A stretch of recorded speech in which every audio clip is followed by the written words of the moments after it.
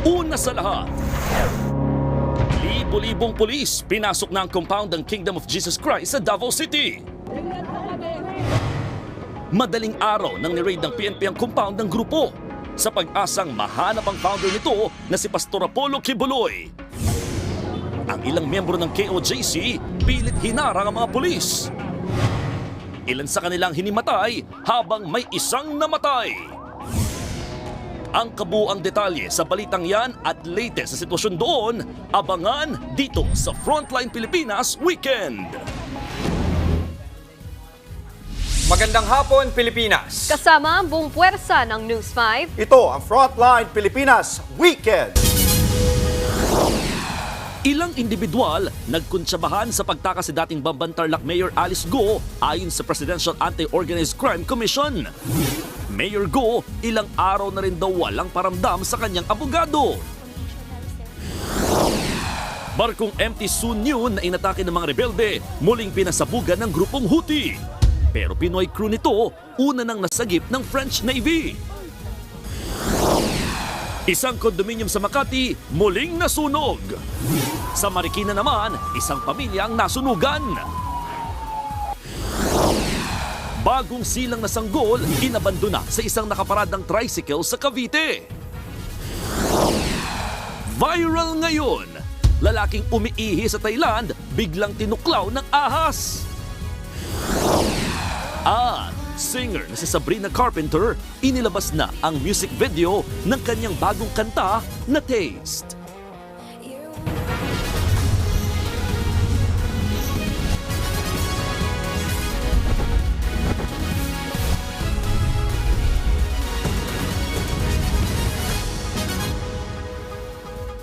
Maagang sinalakay ng mga pulis ang compound ng Kingdom of Jesus Christ sa Davao City ngayong araw. Nasa 2,000 pulis ang pumasok sa compound sa pag-asang mahanap si Pastor Apollo Kibuloy.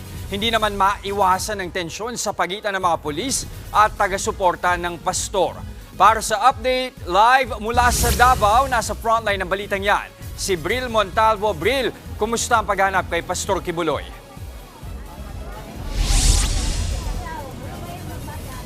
Jess, maglalabing 3 oras na nga ang hinahalughog ng Philippine National Police ang loob ng Kingdom of Jesus Christ compound dito sa Buhangin, Davao City.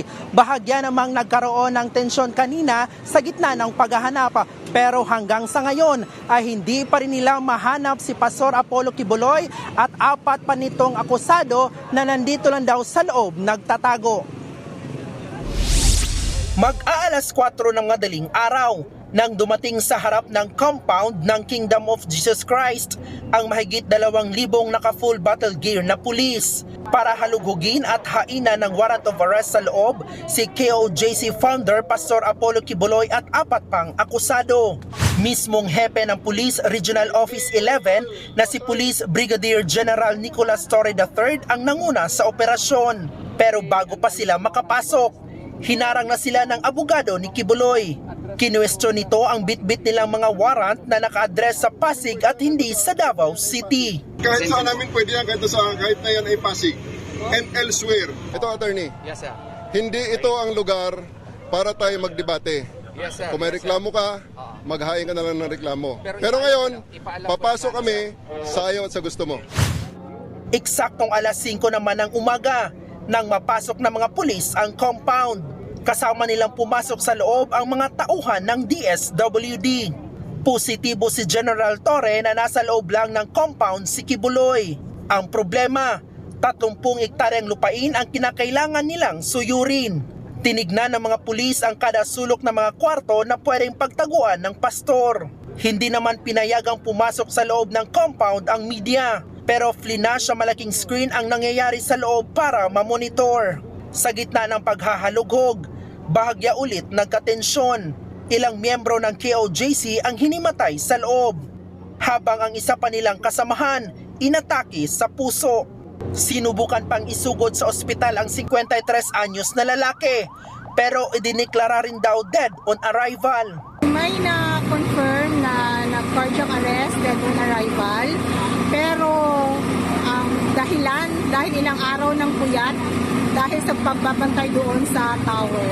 And then matagal din silang tumawag ng ambulance para dalhin yung patient papunta ng hospital.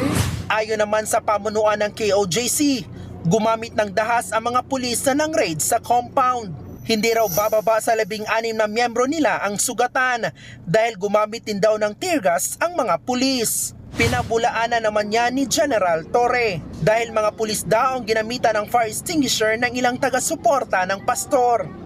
Wala kaming tear gas kasi wala nga kaming mask at wala kaming dala. Sila ang gumamit ng fire extinguisher. Binira ang mga tao namin kaya ang kati-kati sa balat. Tapos ginamit pa nila ang bako para i-break up ang formation namin. May nasugatan kaming tao. Sa kabila ng gulo, tinuloy ng mga pulis ang operasyon. Pero ni anino ni Pastor Kibuloy at iba pang akusado, hindi pa rin nila nakikita. Gayunman, may nakita raw na palatandaan ang PNP na sa loob nga ng compound nagtatago ang pastor.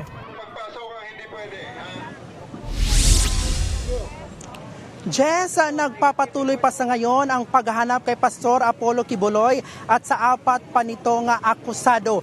Bantay sarado pa rin ng PNP ang labas at loob ng KOJC.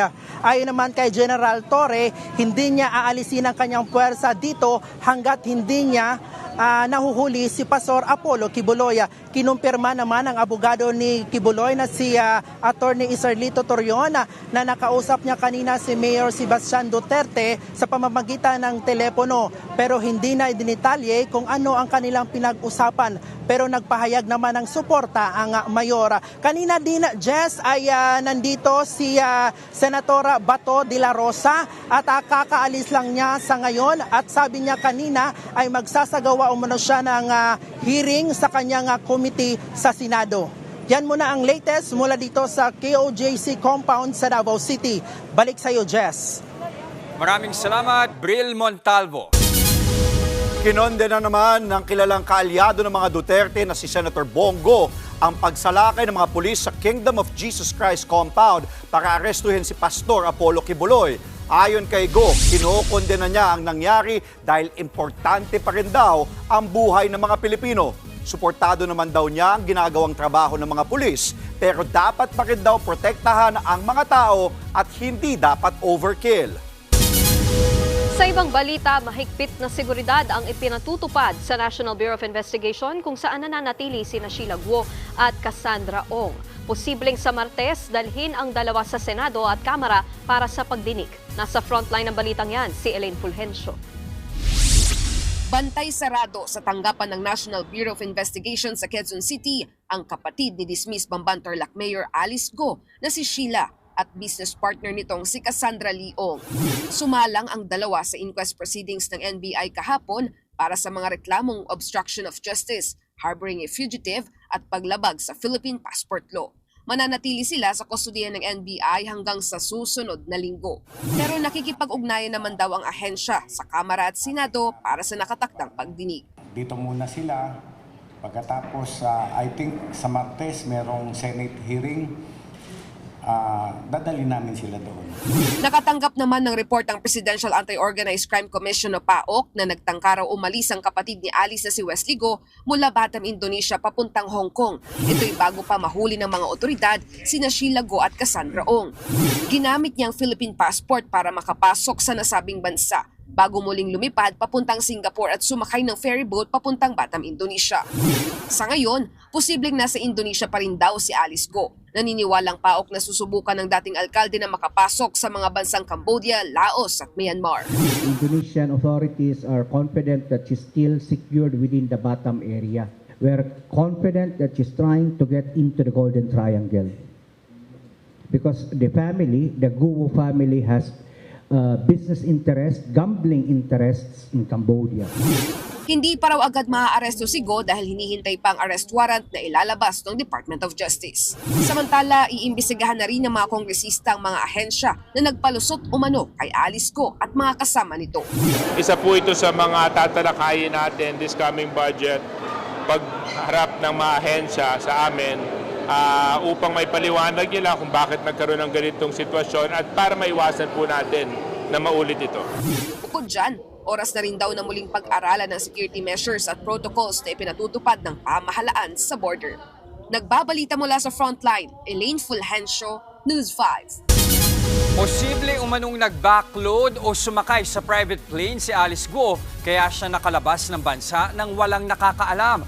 Ayon sa Presidential Anti-Organized Crime Commission o PAOK, malaki ang naging papel ng pera sa kanyang pagtakas. Nasa frontline ng balitang yan, si Rainiel Pawid.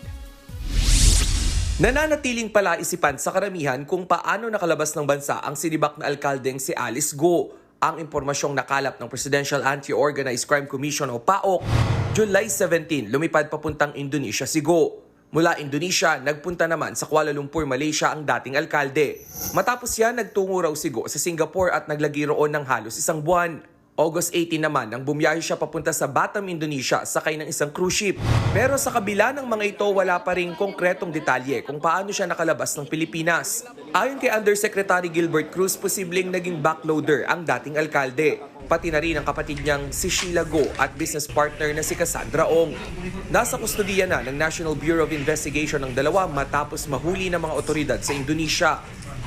Pag sinabing backload, halimbawa, may pupunta ng Pilipinas, di ba? Pero documented, di ba? Documented yun. Nakatara sa kaap natin o kaya sa kaap ng ibang bansa. Galing na Indonesia, halimbawa, bababa ng Pilipinas. Tapos, pagbalik noon, wala nang laman yun. Backload sila ngayon doon. So, walang record yun. Ayon sa Bureau of Immigration, posibleng sa timog na bahagi ng bansa lumabas sila Guo. Tingin pa ng PAOK, may mga taong nagbulag-bulagan sa kanilang pagtakas. Posible rin umanong nagbayad ng malaki ang grupo ni Guo para makatakas ng walang nakaalam. Pera yun. Kasi, tiyempo lang naman sila yung merong pupunta ng Pilipinas na naka-private jet Tapos pupuntahan na lang nila yun, magpa-backload sila. Mismong si Pangulong Bongbong Marcos na ang nagbabala na may mananagot sa pagpuslit ni Guo.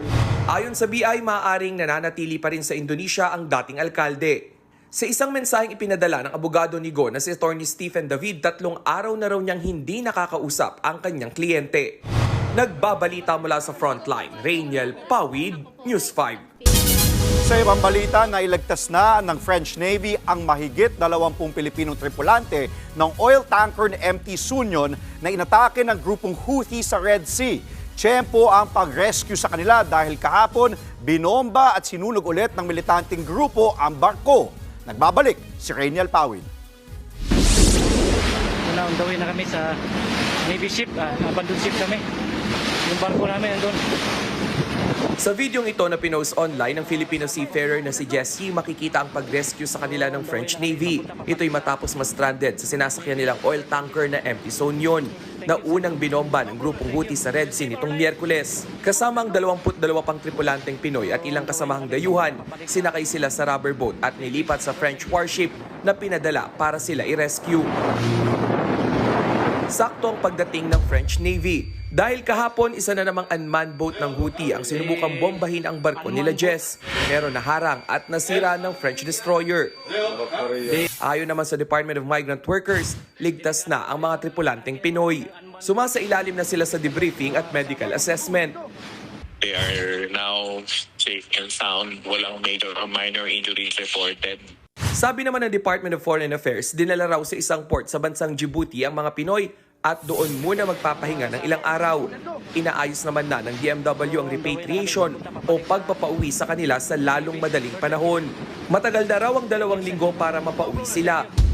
Sa kuwang ito naman na inilabas mismo ng grupong Houthi, kita ang muling pagpapasabog nila kahapon sa MT Sunion na abandonado na ngayon. Nasunog ang barko dahil sa pagsabog at pinangangambahan ng mga eksperto na magdulot ng malawakang pinsala sa dagat dahil sa bitbit nitong langis.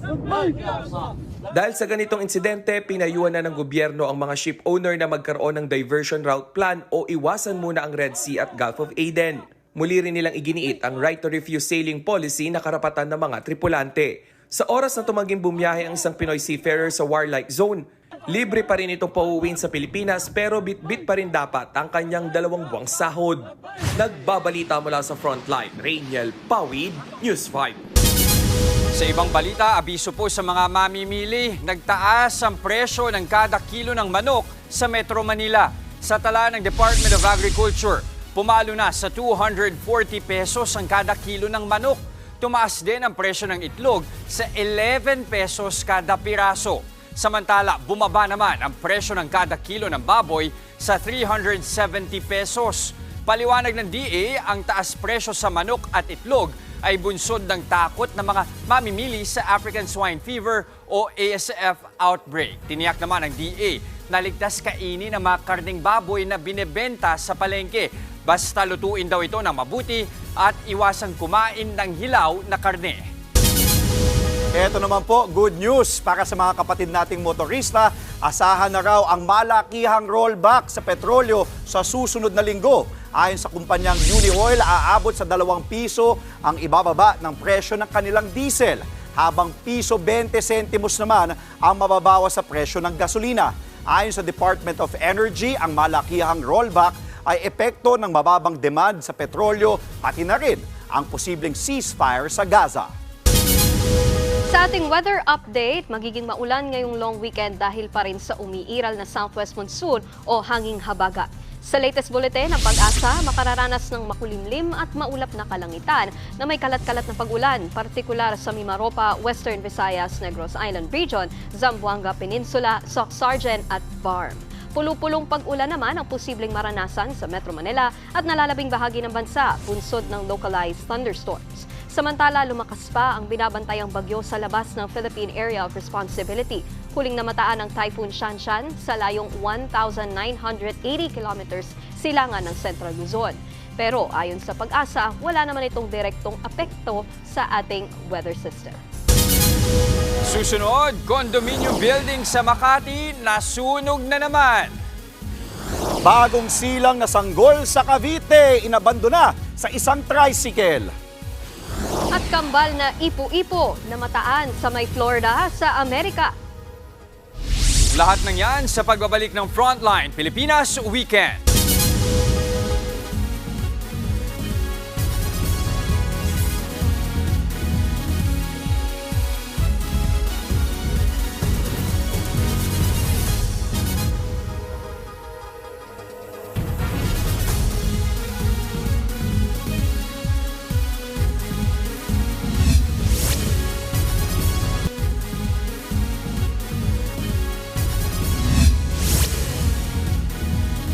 Magkahiwalay na sunog ang sumiklab sa Metro Manila sa Magdamag.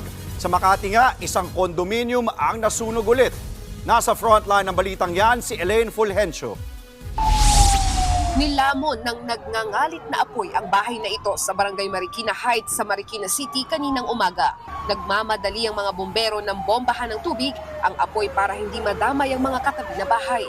Umabot sa unang alarma ang sunog hanggang sa naapula makalipas ang higit 30 minuto.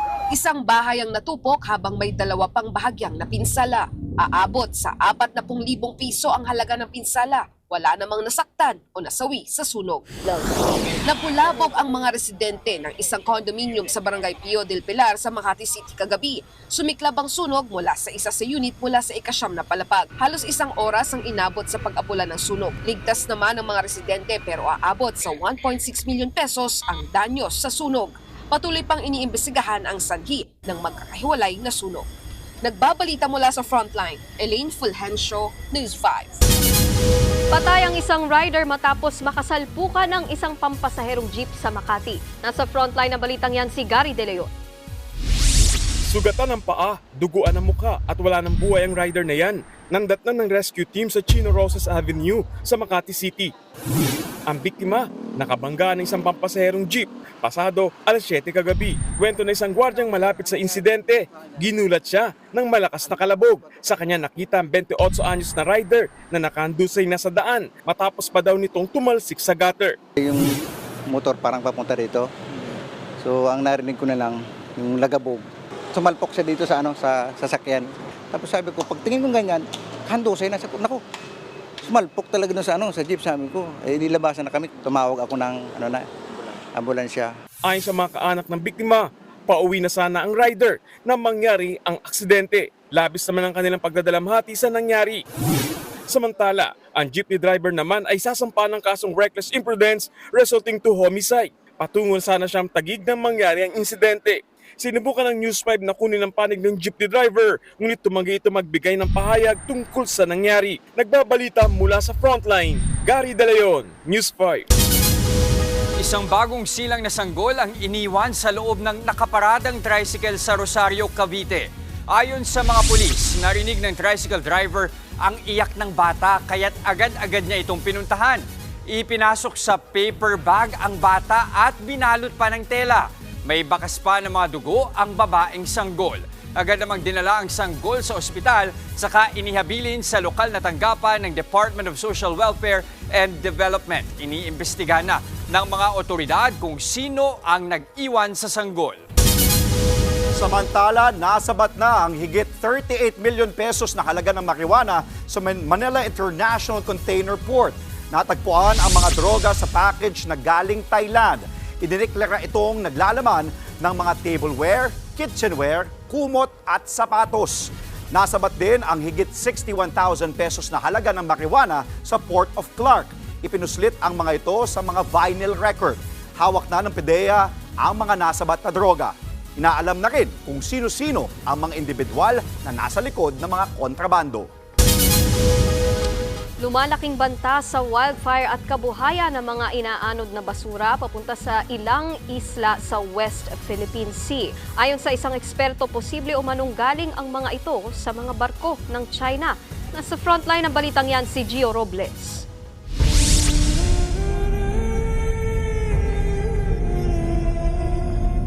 Libo-libong ibon ang sasalubong sa iyo kung bibisita ka sa Lawak Island, na bahagi ng Spratly Island sa West Philippine Sea.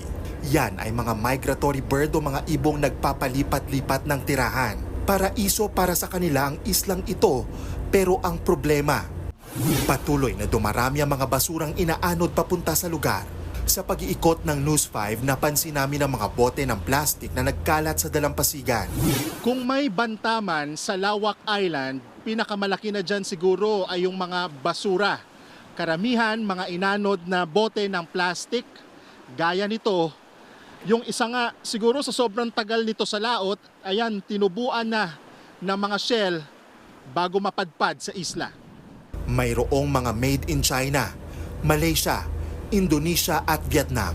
Malaki ang banta ng mga basurang ito sa mga ibon sa isla. Maging sa Pag-asa Island, hindi lang mga barko ng China ang ikinababahala ng mga residente.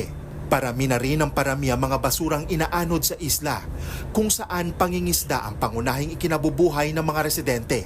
Ang mga otoridad, buwan-buwan ang nagsasagawa ng cleanup drive bilang tugon sa problema sa basura. Delikado din sa amin mga residente na may mga basura dyan. Pag mayroong mga basura sa dagat, hindi na malinis yung dagat. Ayon sa marine biologist na si Dr. Jonathan Anticamara mula sa University of the Philippines, posibleng mula sa nakatambay na mga barko ng China malapit sa Pag-asa Island ang mga inaanod na basura. Dahil siguro sa presence nga din ng mga barko ng mga China, yung mga basura, hindi rin natin ma-eliminate na may impact pa rin sila. Sa ngayon, iniipon ng mga residente ang mga basura para i-recycle. Ginigiling nilang iba para ihalo sa semento na pampatibay raw sa mga itinatayong gusali sa isla. Ang karamihan sa mga bote ng plastic, ibinabiyahe pa sa Puerto Princesa para doon naman iproseso. Nagbabalita mula sa Frontline, Gio Robles, News 5. Susunod, lalaki sa Thailand tinuklaw ng ahas habang umiihi. North Port, Batampier at Magnolia Hotshots, wagi sa magkahiwalay na laban sa PBA Governors Cup. At music video ng bagong kanta ni Sabrina Carpenter kasama si Wednesday star Jenna Ortega, inilabas na. Huwag kayong bibitiw mga kapatid, magbabalik ang Frontline Pilipinas Weekend.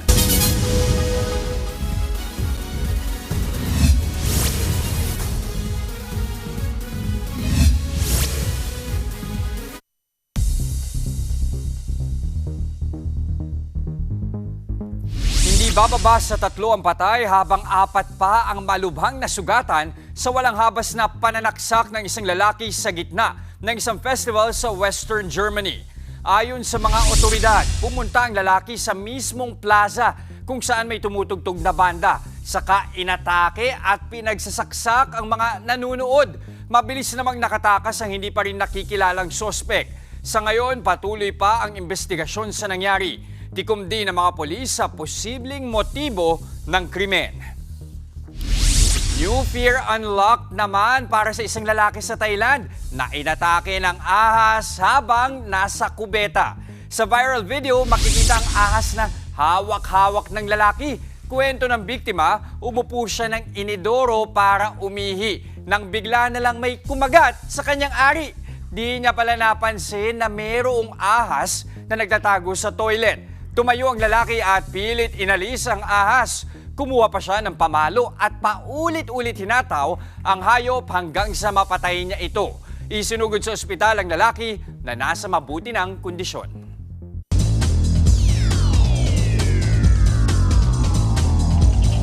Dalawang mainit na laban sa Group A ang bumida kagabi sa 2024 PBA Governors Cup sa unang laro. Nagtala ng bagong career high na 31 points si William Navarro para pangunahan ng Northport Batangpier sa panalo kontra Terra Firma Jeep 112-93 sa Smart Araneta Coliseum. Hindi nawala sa Batangpier ang kalamangan buong laro. Bukod kasi sa mainit na scoring ni Navarro, maganda rin ang nilaro ng nagbabalik import ng Northport na si Venky Joyce. Nagtala siya ng 16 points, 15 rebounds at 6 assists para masungkit ang kanilang unang panalo.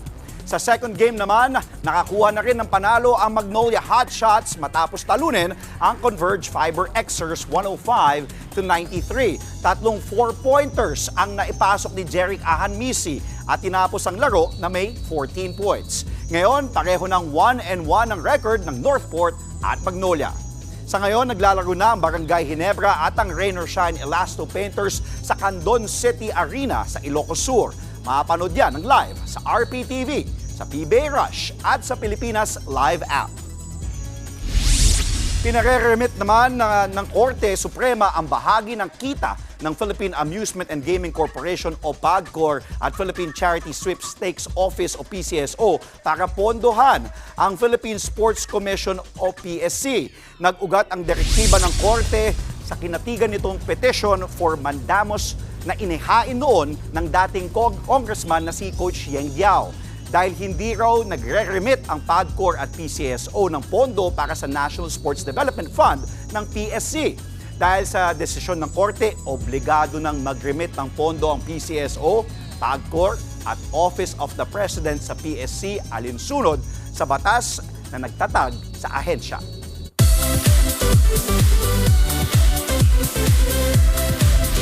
Nag-story si BTS Suga dahil sa pagmamaneho ng e-scooter ng nakainom.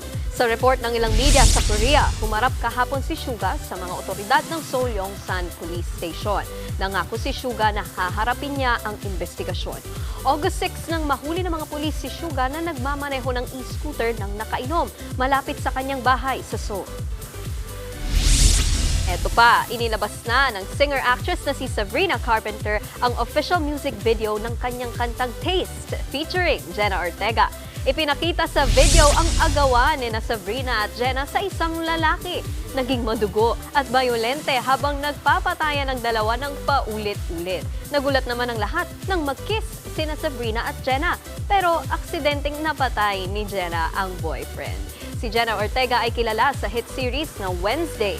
Kagabi lang ni-release ang music video na yan pero pumalo na sa higit 10 million ng views. Top 5 trending music na rin ito sa YouTube. Ang Taste ay kasama sa short and sweet album ni Sabrina. Susunod, bago at first ever na Korean food train sa bansa na inspired daw sa blockbuster film na Train to Busan, pwede nyo nang ma-experience sa Cavite. At viral ngayon ang cute na baby na umiyak pag napuputol ang panunod niya ng videos ng Bini. Tuloy-tuloy ang balitaan sa Frontline Pilipinas Weekend.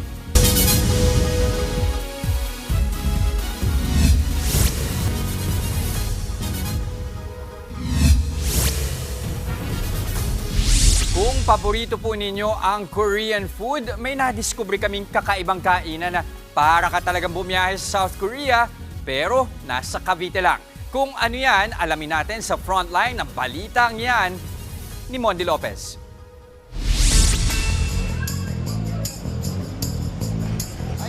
Annyeonghaseyo! Craving for K-food? I got you! Dahil long weekend, food trip tayo sa first ever Korean food train sa bansa. All aboard sa Cavite. Para mas ma-feel natin na nasa Korea tayo, makikibox tayo. Gaya ng mga, opa! At eto, nandito tayo ngayon sa Busan PH. Makikita nyo, may pa-trend sila. Kitang-kita nyo naman. Oh. Pero teka, parang napanood ko na ito ah. Train to Busan. Oo nga. Minus the zombies. Meet Marwin, ang may pakulo ng pa-trend na ito. Bali, yung naging inspirasyon ko dito yung di ba mahilig tayo sa mga Korean food ngayon. So kaya nagkama po ko sa ideya ng Train to Busan kasi isa to sa mga pelikula na pumatok sa atin. Pick your station. Very Instagrammable yung mga trend. Pwedeng mag-selfie dahil Insta-worthy. Sulitin nyo na ang pagbisita rito dahil ang bawat trend aabot sa 200,000 pesos ang halaga. Gawa sa steel at plain sheet. At ito nagsisilbing cooking station para sa mga Korean street food gaya nito. Waging-wagi, di ba?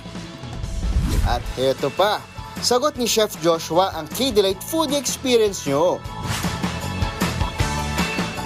Di ka mauubusan ng pagpipilian. Meron tayong rice meals like bulgogi, kimchi fried rice, and bibimbap. Then meron din po tayong mga a la carte samgyeopsal and as well as yung pinakapatok po natin yung unlimited na samgyeopsal. Speaking of samgyupsal, nandito na ang mga Samgyup Squad. Dahil nakaipon mula sa kani-kanilang baon, present ang mga magkakaklase para lumamon. Masarap din po yung pagkain po. Yung serve po nila maganda po. Samgy-sesh na rin ang mga kabarkada ni Steven. May quality po yung lasa kahit po 199 lang siya. Kaya binabalik-balikan din po namin. May samgyupsal cravings din ang pamilyang ito. Malasa na natikman ko rin. Di tayo pahuhuli. So let's do this.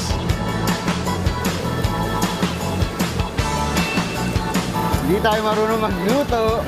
Sunugan tayo. Nakipag-chismisan kasi yung cameraman ko sa akin. Gustadong Samjay.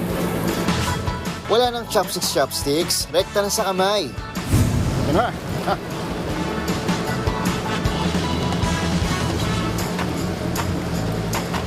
Marinated talaga yung meat. Kahit sunog malasa.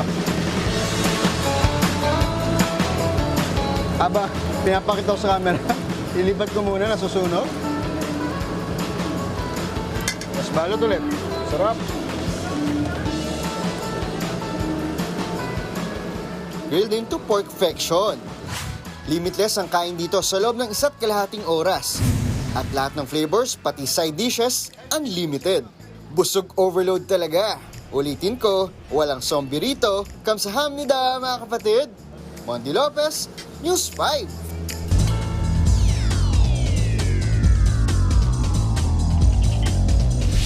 Usapang esports naman tayo mga kapatid. Nakuha ng Smart Omega ang kanilang ikatlong sunod na panalo matapos masweep ang serye kontra Blacklist International sa Day 1, Week 2 ng MPLPH Season 14. Sa harap ng mainit na crowd ng Green Sun Hotel sa Makati, dominanteng performance ang ipinakita ng Omega. Sa Game 1, nanguna si Andoryu sa Omega gamit ang kanyang Bane at nagtala ng 8 kills with only 1 death. At sa Game 2, ang Aurora naman ni Ukir ang bumida at pumutos ng 3 kills at 4 assists. Nasa tuktok ngayon ng standings ang Omega na may 3-0 record at sunod nilang mga kalaban ang Aurora Gaming bukas, 7:30 p.m.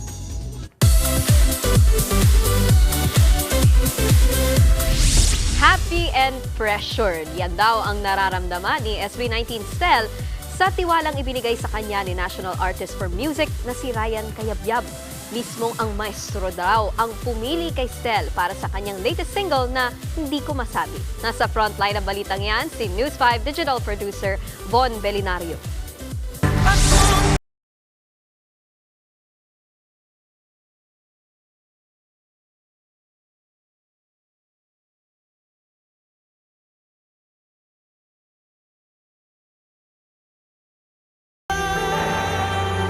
Sa bawat linya, damang-dama ang hugot ng kanta. Ito ang bagong single ni SB19 member Stel na Di Ko Masabi. Sinulat mismo yan ng National Artist for Music na si Ryan Cayabyab. Kwento ni Stel sa News 5, matagal na raw itong sinulat ng maestro. Si Mr. C rin daw mismo ang pumili kay Stel para bigyan ng interpretasyon ang kanta. Say ni Stel, isang karangalang mapabilang siya sa roster of artists na ginawa ng kanta ni Mr. C. Bukod po sa kinakabahan ako, kilig na kilig po talaga ako nung time na yun kasi di ba, Mr. C na po yung nagsabi ng ganun. Ang tema ng awitin, malapit din daw sa puso ni Stel. Kaya naman, hopeful siya na makaka-relate dito ang fans at audience. May moment talaga or may time na dumating sa atin yung moment na may isang bagay tayong hindi masabi. Tungkol man siya sa love or tungkol siya sa pursuing your dreams, about your passion. Bukod sa awitin, patok din ang music video nito. Ang executive producer mismo, walang iba kundi si Stel. Tampok din dito ang aktres na si Noor Hushmand. Ang fans ni Stel, approve na approve at hinangaan ng kwento at konsepto nito. And speaking of message, may mensahe si Stel sa pagkapanalo ng 18 sa Billboard Fan Face-Off Award. Sa pagkapanalo ng 18 sa Billboard Fan Face-Off Award. Ang 18 ng fandom ng SB19. Back-to-back win ito para sa SB19 at 18 dahil sila rin na nanalo last year sa nasabing parangal. Knowing 18, talagang gagawin nila lahat para lang mapakita yung love and support nila. Super thankful and super happy na nanalo ulit kami. Panalong-panalo si Stel na abala sa tour para sa kanyang EP. Pati na rin sa pakikibonding sa ibang artist sa recent event ng Warner Music Philippines, kung saan nakasama ni Stel ang international artist na si Griff, OPM band na Dilaw at iba pa sa campus tour nila sa UP Diliman. Abangan ng pasabog ni Stel at SB19 sa kanilang documentary na Pagtatag. Nagbabalita mula sa Frontline, Von Belinario, News 5.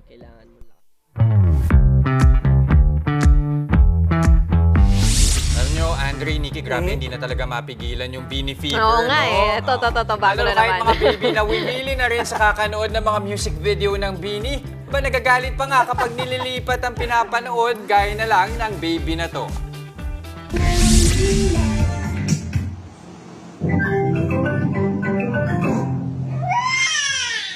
Rebecca and Richard Rabbit are here with Mr. Rabbit.